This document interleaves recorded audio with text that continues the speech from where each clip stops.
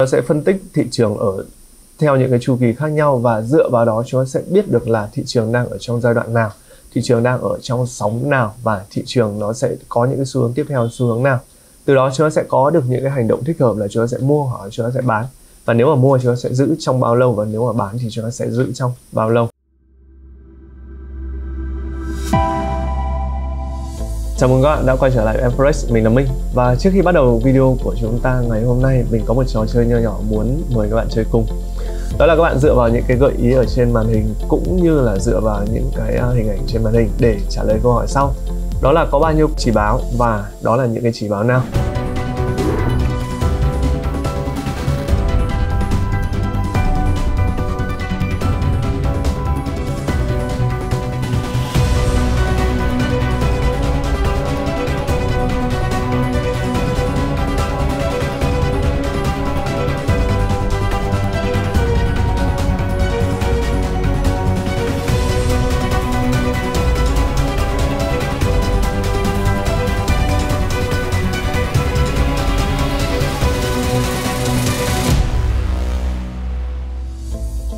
Với hai dữ kiện cuối cùng được đưa ra thì mình tin chắc là mọi người đã đoán được đó là những chỉ báo gì.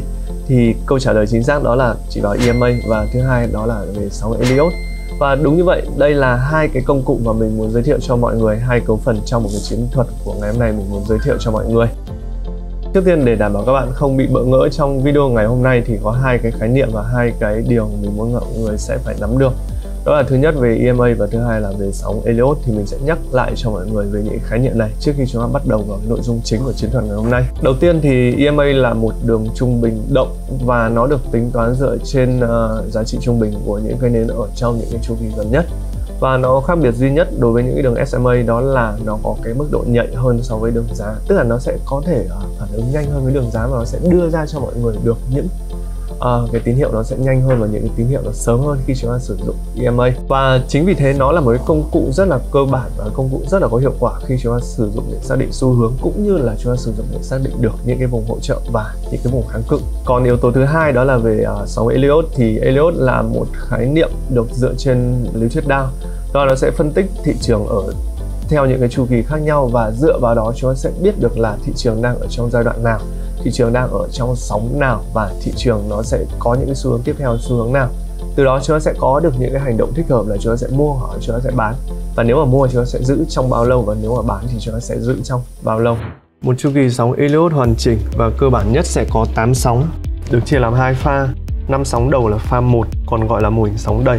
Còn 3 sóng còn lại chung một pha gọi là mô hình sóng điều chỉnh. Tuy nhiên trong trường hợp này các bạn chỉ cần chú ý vào 5 sóng đầu tiên.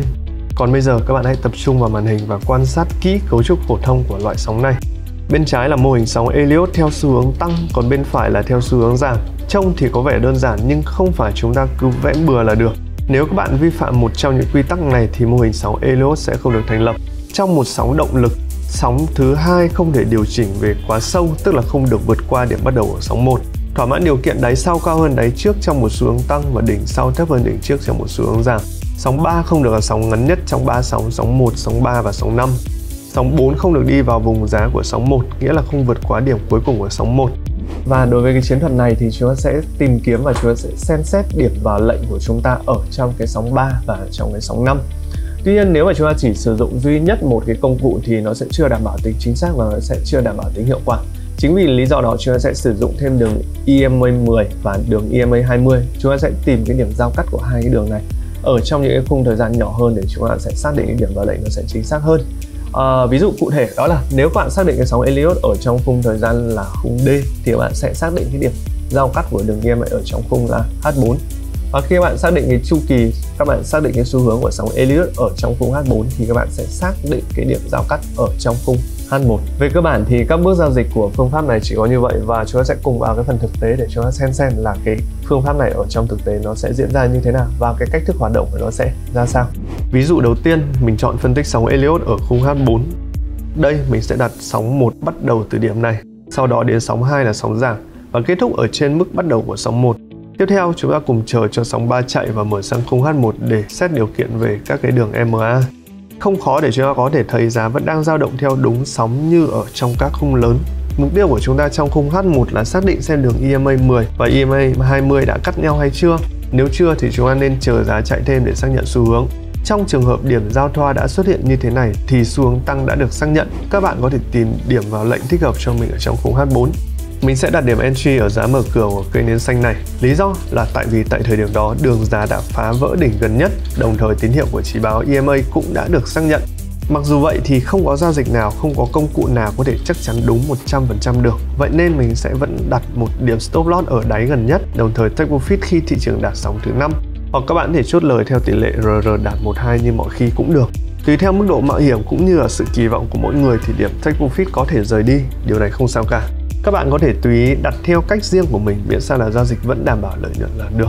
Vừa rồi là ví dụ về xu hướng tăng, còn với sóng Elliott trong xu hướng giảm thì chúng ta sẽ giải quyết như thế nào?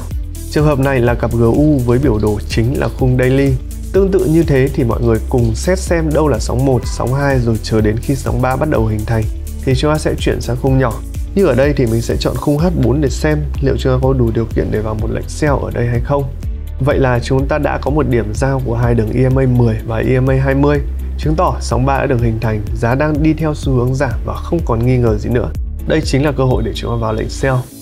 Quay trở lại khung chính, mình sẽ đặt điểm vào lệnh ở giá mở cửa của cây nến đỏ này và cũng tương tự như lệnh buy, điểm stop loss sẽ ở đỉnh trước đó và take profit theo tỷ lệ RR12 hoặc tại sóng 5 theo chu kỳ của lệnh Elliott. Tuy nhiên sau khi áp dụng phương pháp này thì mình đã nhận ra được một điều, đó là đôi khi cái sóng thứ 3 lại là một cái sóng quá ngắn và cái sự giao cắt của những cái đường EMA nó không diễn ra, nên chúng ta không xác định được cái điểm mua hoặc cái điểm chúng ta có thể bán một cách phù hợp và một cách nó hợp lý. Vậy thì chúng ta sẽ còn một cái lựa chọn khác, đó là chúng ta có thể sử dụng cái sóng 5 là cái sóng cuối cùng của sóng Elliott và chúng ta sẽ tìm những cái điểm giao cắt ở trong cái sóng 5 này để chúng ta có một cái entry khác và chúng ta sẽ có một cái điểm vào lệnh khác. Như trong ví dụ vừa rồi, chúng ta có thể chờ sóng 4 được hoàn tất rồi mới vào lệnh ở sóng thứ 5. Các bạn có thể chuyển khung bé hơn, tức là khung H4 để xác định chỉ báo qua các đường EMA rồi quay trở lại khung chính.